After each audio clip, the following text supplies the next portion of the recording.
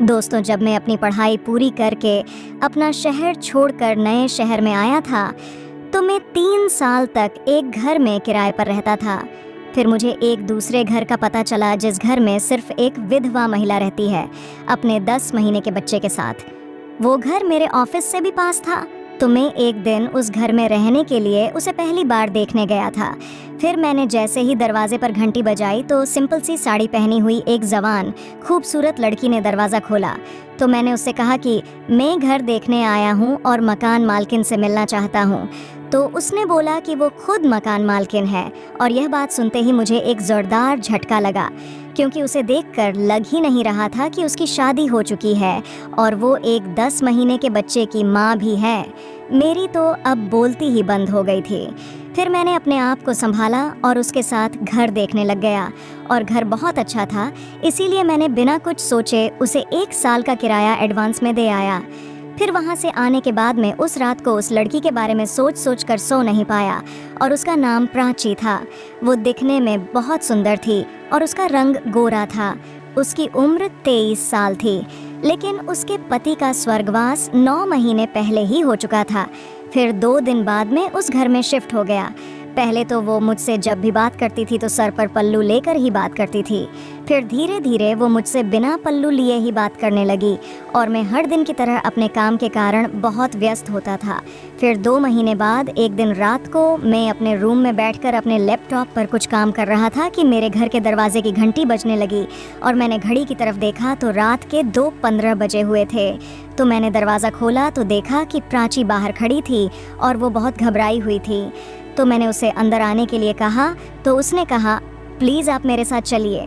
फिर मैं बिना कुछ बोले उसके साथ चला गया, और जाते ही उसने बताया कि उसकी बेटी की तबीयत बहुत ख़राब है और वो बेहोश हो गई है। फिर मैंने उससे पूछा कि क्या हुआ था, तो उसने बताया कि कुछ दिनों से उसकी बेटी को बहुत तेज़ बुखार था। फिर मैंने उसे कहा कि आप मेरे साथ इसी समय हॉस्पिटल चलिए, और मैंने अपनी गाड़ी बाहर निकाली और मैं उन दोनों को लेकर जल्दी से हॉस्पिटल पहुंच गया। फिर वहां पर मैंने उसकी बेटी को बहुत ही मुश्किल से डॉक्टर को दिखाया। डॉक्टर ने उसे देखा और बोला कि इसे ज़्यादा सर्दी के कारण बुखार हो गया है, और उसने उस बच्ची को तुरंत दवा दिया और उसका इलाज शुरू कर दिया पूरी रात में। और प्राची और मेन डॉक्टर के यहाँ रहे। फिर सुबह 8:03 बजे जाकर उस बच्ची को होश आया, और उसके बाद 2 दिन तक हम वहाँ पर रहे, और मैंने भी ऑफिस से छुट्टी ले ली थी। फिर हम तीसरे दिन बच्ची को घर लाए, और घर आते ही मैंने माँ और बेटी हो उनके घर में छोड़कर अपने घर जाने लगा। तो रिया ने मुझे रोका और वो मेरे पैरों पर गिरकर रोने लगी। मुझे बड़ा अजीब सा लगा, और मैंने उसे बार बार उठने को कहा, लेकिन वो नहीं उठी, तो मजबूरन मुझे उसे उठना पड़ा। फिर उसने कहा कि मैं आपका एहसान कभी नहीं भूल सकती। अगर आज आप नहीं होते तो पता नहीं मेरी बच्ची का क्या होता। भगवान ने आपको हमारे लिए फरिश्ता बनाकर भेजा है। तो मैंने कहा कि मैं कोई फरिश्ता नहीं हूँ। अगर आपकी जगह कोई भी होता तो मैं उसकी मदद ज़रूर करता। प्लीज़ आप रोइए मत, और अपनी बेटी के साथ कुछ देर आराम कर लीजिए। मैं अभी चलता हूँ, फिर आऊँगा, और अगर कुछ भी ज़रूरत हो तो मुझे बुला लीजिएगा। इतना कहकर मैं वहाँ से चला गया।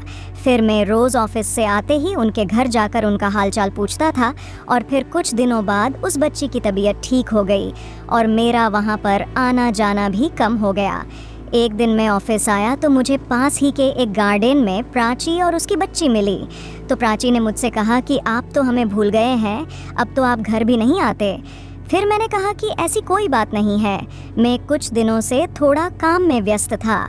तो प्राची ने कहा कि आप चेंज करके मेरे घर पर आइए, हम साथ बैठकर चाय पियेंगे। पहले तो मैंने मना किया, और फिर बाद में प्राची ने बहुत ज़िद की, तो मैं मान गया और मैं उसके घर पर गया।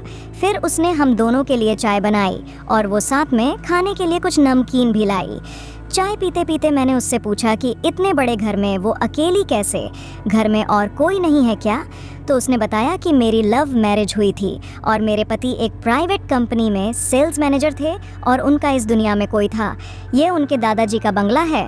उनके माता पिता की बचपन में ही मृत्यु हो गई थी, तो वो अपने दादाजी के साथ ही रहते थे।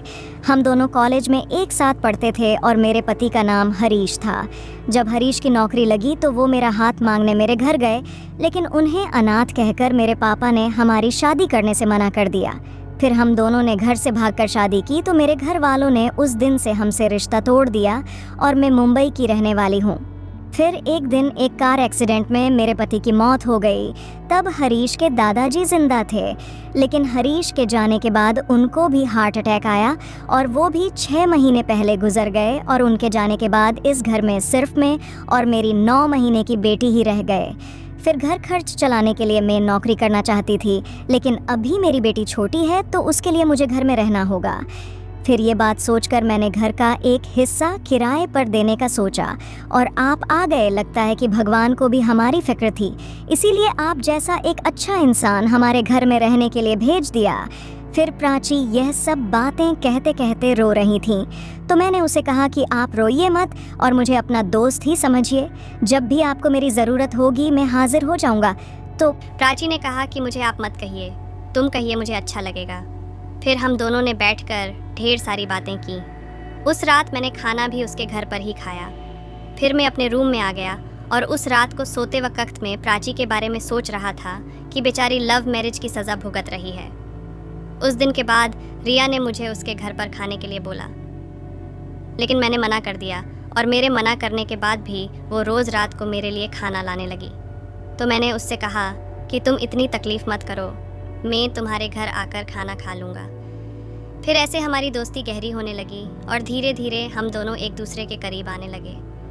फिर मैं उन दोनों माँ बेटी को छुट्टियों में बाहर घूमने ले जाता था। फिर एक दिन मैंने प्राची से कहा कि अब वो पहले जैसी थी वैसी ही रहे, नहीं तो बाहर के लोग इधर उधर की बातें करने लगेंगे। तो उसने मेरी बात मान ली और वो फिर से खुश रहने लगी और मैं उसे अपने ऑफिस से लाया हुआ काम देने लगा तो वो उसे भी करने लगी।